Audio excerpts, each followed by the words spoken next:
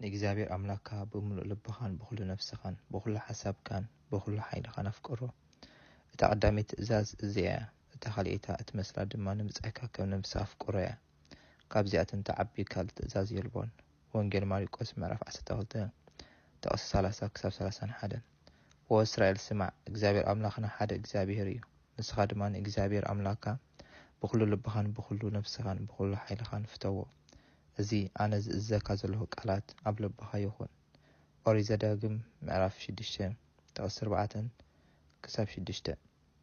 ንእግዚአብሔር አምላካ በኩሉ ልብኻን በኩሉ ነፍስኻን በኩሉ ሓይልኻን ክትፈትዎን ከተፍቅሮን ክደልየና ኣለካ ንዝኾነ ይኹን ካብ እግዚአብሔር አምላኽ ንላዕሊ ኣብሊጽካ ክትሪኦን ኣብ ልብኻ ስፍራ ክትህቦ የብልካን ማንም ናይ እግዚአብሔር አምላኽ ቦታ ንኻልእ ኣይትሃብ ልብኻ ህይወትካ ኩሉ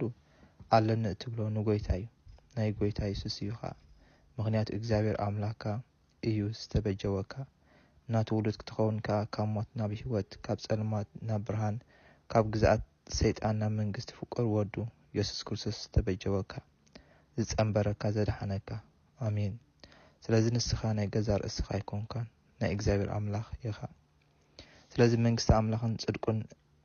እንተ ደለኻ ገጽ እግዚአብሔር እንተ ደለኻ ሓይሊ እግዚአብሔር አምላካ እንተ ደሊኻ ክብሪ አምላኽ ጥራይ እንተ ደሊኻ ኩሉ ነገር ከም ዝስዕበካ እግዚአብሔር አምላኽ በቃሉ ገይሩ ተዛሪቡ ኣሎ ቅድም መንግስቲ አምላኽን ጽድቁን ድለዩ ዝኽሉ ድማ ይውሰኸልኩም ወንጌል ማቴዎስ ምዕራፍ 6:33 ደጊ ምስ ክርስቶስ ተንሲኹም እንተኾንኩምሲ ነቲ ክርስቶስ ኣብ የማን አምላኽ ተቐሚጦ ዘሎ ነቲ ኣብ ላዕሊ ዘሎ ድለዩ መልእክቲ ጳውሎስ ናብ ሰብ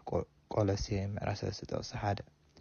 ሞይትኩም ኢኹም እታ ህይወትኩም ድማ ምስ ክርስቶስ ኣብ አምላኽ ተሰዊራ ኣላሞ ኣብ ላዕሊ ዘሎ ሕሰቡ ኣብ ምድሪ ዘሎ ኣይኮነን መልእክቲ ጳውሎስ ናብ ሰብ ቆሎሴ ምዕራፍ 3:23